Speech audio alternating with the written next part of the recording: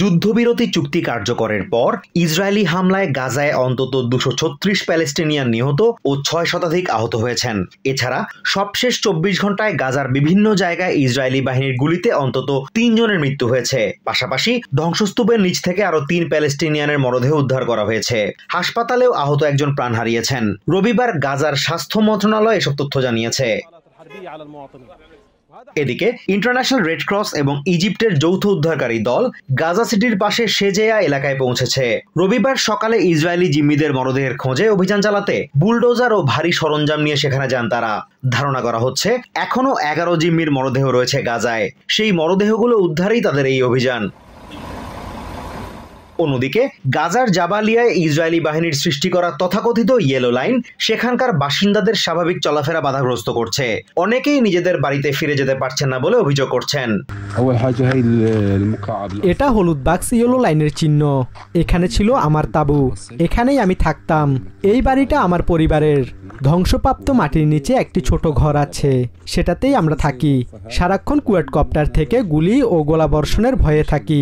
আমাদের যাওয়ার কোনো জায়গা নেই, তাই পরিবার নিয়ে বাধ্য হয়ে এখানেই থাকি। জাবালিয়া আশ্রয় শিবিরের বাসিন্দা মুসা আল মাধুন ইয়েলো লাইনের বৈধতা নিয়ে প্রশ্ন তুলে ক্ষোভ প্রকাশ করেন। ইয়েলো রেখা স্থাপন করে বলা হচ্ছে মানুষ এই সীমার কাছে যেতে পারবে না। কেন যেতে পারবে না? পাশের বাড়িগুলো থেকে বাড়ির বাসিন্দারা নিজেদের শীতের কাপড় আনতে যেতে পারছে না। এই রেখা তো আমাদের রক্ষা করছে না। রেখার কাছে যেতেই গুলি করা হচ্ছে। মুহূর্তেই মানুষ মরদেহে পরিণত হচ্ছে। গত মাসে ইসরায়েলের প্রতিরক্ষা মন্ত্রী ইসরায়েল কাটজ স্পষ্ট করে বলেছেন এই ইয়েলো লাইনের কাছে যেই আসুক না কেন তাদের প্রতিহত করা হবে। রবিবার তারই কথার পুনরাবৃত্তি করলেন প্রধানমন্ত্রী বেঞ্জামিন নেতানিয়াহু। আইডিএফ সদস্যদের উপর যে কোনো ধরনের হামলা শক্ত হাতে দমনের হুঁশিয়ারি দেন তিনি। পাশাপাশি দাবি করেন ইসরায়েলের নিয়ন্ত্রণাধীন এলাকায় এখনো হামাসের ঘাঁটি রয়েছে। গাজায় আমাদের নিয়ন্ত্রণাধীন এলাকাগুলোতে এখনো হামাসের কিছু ঘাঁটি রয়ে গেছে। আমরা সেগুলো পদ্ধতিগতভাবে উচ্ছেদ করে চলেছি। রাফায় এবং খান ইউনিসের প্রধান দুটি ঘাঁটিও ধ্বংস করা হবে।